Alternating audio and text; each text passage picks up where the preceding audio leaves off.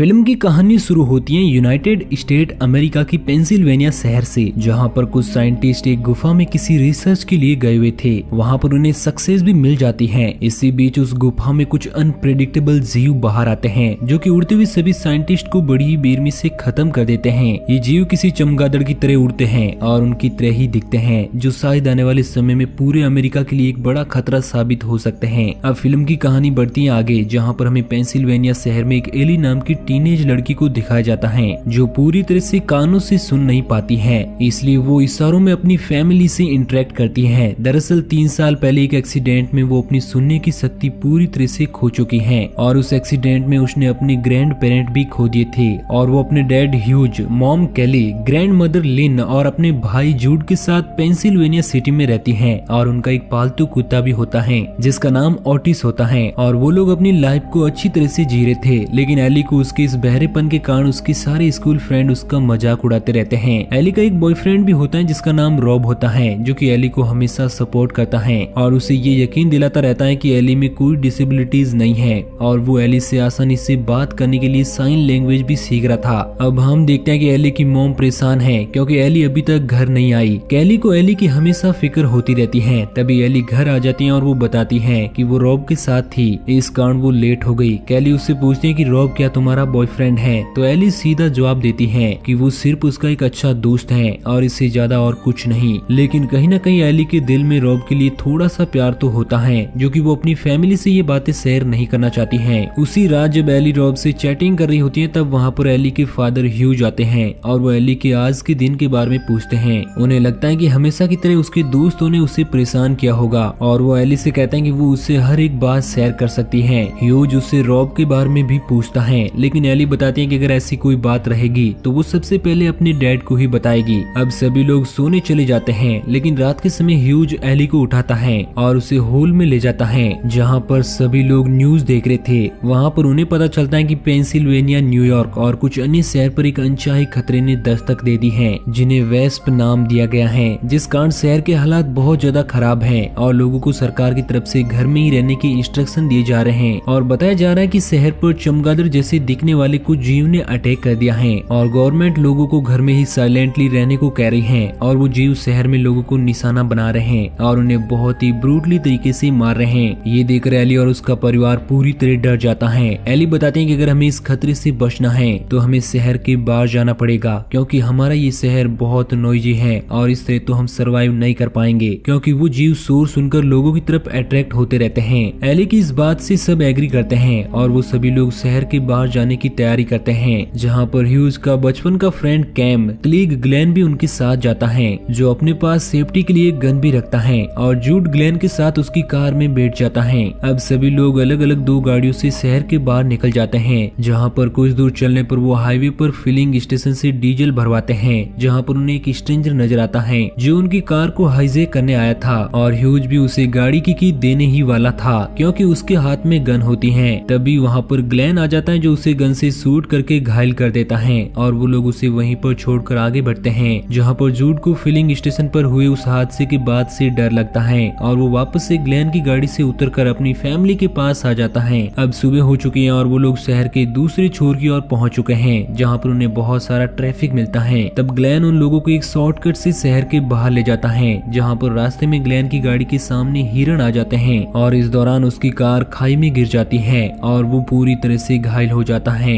Huge उसे car से निकालने की कोशिश करता है, लेकिन ग्लेन तो बहुत ही बुरी तरह से फंसा हुआ था और उसका पैर भी निकल नहीं पा रहा था, जो सिर्फ किसी कटर की मदद से ही निकल सकता है। केली एम्बुलेंस को लगातार कॉल करती है, लेकिन शहर में मची अफरा तफरी के बीच उसका कोई भी कॉल नहीं उठाता। अब ग्लेन भी हार मान चुका था और वो उन लोगों को वहाँ से जाने को बोलता है, लेकिन ह्यूज उसे वहाँ पर ऐसी हालत में नहीं छोड़ना चाहता। ग्लेन ह्यूज से उसकी गन मांगता है जो कि कार में ही रखी हुई थी। अब ग्लेन ह्यूज को गन दिखाकर वहाँ से जाने को बोलता है और ग्लेन के फोर्स करने पर ह्यूज मान जाता है और किसी भी तरह कटर लेकर वापस लौटने का वादा करके वहाँ से वापस अपनी कार में चला जाता है, जहाँ पर ओटिस को उन जीवों के आने का आभास होता है और वो जोर जोर से भौंकने लगता है, जिससे वो सारे वेस्प उस कार को चारों ओर से घेर लेते हैं और कार में घुसने की कोशिश करते हैं। ये सब देखकर ग्लेन अपनी गन के साउंड से उन जीवों का ध्यान अपनी ओर खींचता है और वो सारे जीव उसके पास चले जाते हैं, जहाँ पर वो ग्लेन को खत्म कर देते हैं। इसी बीच ह्यूज अपनी फैमिली को बचाने के लिए ना चाहते चाहते हुए भी ओटिस को कार से बाहर कर देता है। ये देखकर एली रोने लगती है। अब वो लोग वहाँ से बिना कुछ आवाज किए वहाँ से चले जाते हैं। जैसा कि हम जानते हैं कि एली का सारा परिवार साइन लैंग्वेज जानता था। यही कारण था कि वो लोग बिना आवाज किए एक दूसरे से इंटरेक्ट करते हैं और वो लोग आगे बढ़ते हैं। जहाँ पर जंगलों में आने पर वो अपनी कार को एक जगह पर छोड़कर पैदल ही आगे बढ़ते हैं। वहाँ पर उन्हें एक घर दिखाई देता है तो वो उसी घर में रहने का सोचते हैं और आगे बढ़ते हैं। जहाँ पर उन्हें एक बूढ़ी औरत मिलती है जिसे अंदाजा तक नहीं था कि शहर में क्या चल रहा है, और वो एली के परिवार को वहाँ से भागने के लिए जोर से चिल्लाती है, जिससे वो सारे वेस्प वहाँ पर आ जाते हैं और उस बूढ़ी औरत को नोच नोच कर खत्म कर देते हैं। लेकिन अब वो घर पूरी तरह से खाली था और ह्यूज उस घर में जाने का रास्ता खोजता है क्योंकि उस घर के चारों ओर फेंस थी, तो इस कारण उसे कोई रास्ता नजर नहीं आता। तभी उसे एक पाइप नजर आता है और वो सभी को वहीं पर छोड़कर अकेला ही घर के अंदर चेक करने जाता है कि घर में कोई है तो नहीं। तब वो देखता है कि घर में कोई नहीं है और वो उन सभी लोगों को भी घर के पास आने का इशारा करता है और सभी लोग उसी पाइप से आगे बढ़ते हैं। जहाँ पर पाइप में जूड को एक पाइथन स्नेक नजर आता है, लेकिन वो किसी तरह अपने आप को चिल्लाने से रोक लेता है। लेकिन वेस्प उस सांप की हिसिंग साउंड सुनकर वहाँ पर आ जाते हैं और उस सांप को खा जाते हैं। ये सब देखकर केली डर जाती है और वो चिल्लाने लगती है। इस कारण एक वेस्प उस पर अटैक कर देता है और उसका पैर पकड़ लेता है। अपनी फैमिली को प्रॉब्लम में देखकर ह्यूज किसी तरह उस घर के गार्डन में रखे लकड़ी के टुकड़े करने वाली एक मशीन की मदद से उनका ध्यान अपनी ओर खींचता है और सारे वेस्प वहाँ पर आ जाते हैं, जिसे वो मशीन में कटकर मारे जाते हैं। और अब सभी लोग उस पाइप से घर के अंदर पहुंच जाते हैं। अब घर के अंदर आने पर वो देखते हैं कि केली का पैर बुरी तरह से जख्मी हो गया है और वो दर्द से करा रही है और उसे एंटीबायोटिक मेडिसिन की जरूरत है, जिससे उसके पैर को इन्फेक्शन से बचाया जा सके। अगली सुबह होने पर एली और ह्यूज दोनों मेडिसिन लेने शहर में जाते हैं, जहाँ पर उन्हें पता चलता है कि शहर पूरी तरह से खाली है। वहाँ पर कोई भी इंसान नहीं है क्योंकि उन वेस्प ने सभी लोगों को खत्म कर दिया था। वहाँ पर पूरी तरह से सन्नाटा पसरा हुआ होता है। उन्हें वहाँ पर एक मेडिकल शॉप नजर आती है और वो एंटीबायोटिक लेने उस शॉप में घुस जाते हैं, जहाँ पर उन्हें बहुत सी लाशें नजर आती हैं जिन्हें वेस्प ने मार दिया था और उन मरे हुए लोगों को पेट में वेस्प ने अपने अंडे दे दी थे, जो कि एक भयानक सीन था। ऐसा देखकर एली डर कर चिल्लाने लगती है, जिससे वेस्प वहाँ पर आ जाते हैं, लेकिन ह्यूज फायर अलार्म ऑन कर देता है, जिससे सारी शॉप में पानी गिरने लगता है, जिससे उन वेस्प का ध्यान भटक जाता है। और इसी बीच ह्यूज और एली उस शॉप से बाहर आ जाते हैं, जहाँ पर उन्हें एक अजीब सा प्रीस्ट नजर आता है जो एली को अपने ग्रुप में शामिल करना चाहता है। वो प्रीस्ट भी एली की तरह बोल नहीं सकता था, उसकी जबान कटी हुई थी, लेकिन ह्यूज उस प्रीस्ट से मना कर वहाँ से वापस घर पहुँच जाता है और केली को मेडिसिन देता है, जिससे उसको थोड़ा सुकून मिलता है और उसका घाव भी अब ठीक था। रात में एली अपने लैपटॉप पर रॉब से चैटिंग करती है और उसे पता चलता है कि रॉब भी इसी मुश्किल दूर से गुजर रहा है और उसके पेरेंट्स भी वेस्प द्वारा मारे गए हैं, लेकिन किसी तरह रॉब अपने आप को सरवाइव कर लेता है। वो एली को बताता है कि वो नॉर्थ में किसी जगह पर है, जहाँ पर गवर्नमेंट द्वारा उन्हें एक कैंप में रखा गया है और वो पूरी तरह से सेफ है। और वो बताता है कि वेस्प ठंडी जगह पर नहीं आ सकते। तभी एली भी इंटरनेट पर वेस्प के बारे में जानकारी जुटाती है और ह्यूज को बताती है कि हम भी अगर किसी ठंडी जगह पर जाए तो हम भी इस सिचुएशन में सरवाइव कर पाएंगे और अपनी जान बचा पाएंगे। तभी वहाँ पर वही अजीब प्रीस्ट आ जाता है जो इस बार अपने पूरे ग्रुप के साथ आया था और वो एली को फिर से अपने ग्रुप में शामिल होने को कहता है। इस दौरान हमें पता चलता है कि वो अपना एक किंगडम बनाना चाहता है जिसमें वो एक किंग की तरह रहेगा और एली एक क्वीन की तरह, लेकिन ह्यूज उसे गुस्से में मना कर देता है। लेकिन वो लोग नहीं मानते तो ह्यूज घर के अंदर से गन लेकर आता है और प्रीस्ट और उसके लोगों को वहाँ से जाने को बोलता है। तब वो ह्यूज को गुस्से में देखकर वहाँ से चले जाते हैं। उसी रात हम देखते हैं कि एक स्ट्रेंज छोटी सी बच्ची दरवाजे पर खड़ी हुई है जो कि एली की तरह ही बोल नहीं पाती है, जिसे अकेला और हेल्पलेस देखकर ह्यूज उसे घर के अंदर ले जाता है।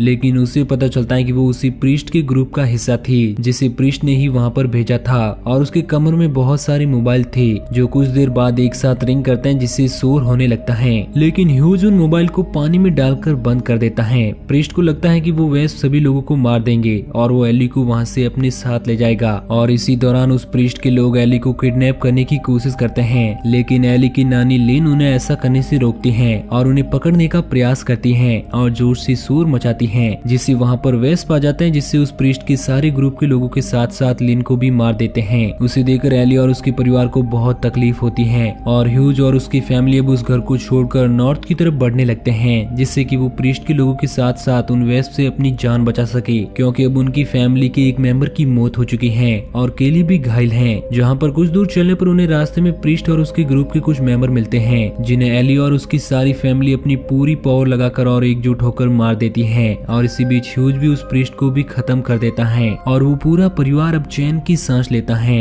और वो सभी लोग नॉर्थ की तरफ बढ़ते हैं जहाँ पर उन वेस्ट का असर ज्यादा नहीं था और कुछ देर चलने पर वो उस रिफ्यूजी कैंप पर पहुंच जाते हैं जहाँ पर रॉब पहले से ही था। वहाँ पर गवर्नमेंट द्वारा लोगों को केयर किया जा रहा था और ज्यादा ठंड होने के कारण उन वेस्ट की पावर भी कम हो रही थी। मूवी के लास्ट सीन में हम देखते हैं कि एली अब रॉब के साथ मिलकर उन वेस्ट को एरो से मार रही है और एली भी अब मजबूत हो चुकी है और वो हर सिचुएशन को संभाल सकती है। फिर हम देखते हैं कि एली की पूरी फैमिली अब उन वेस्प और उस प्रीस्ट के खतरे को हरा चुकी है और अपनी लाइफ को फिर से स्टार्ट करते हैं और इसी के साथ ये मूवी यहीं पर एंड हो जाती है। तो दोस्तों आपको ये कहानी कैसी लगी नीचे कमेंट करके जरूर बताना और इसी तरह की कहानियों की डेली डोज के लिए हमारे चैनल को सब्सक्राइब जरूर करना।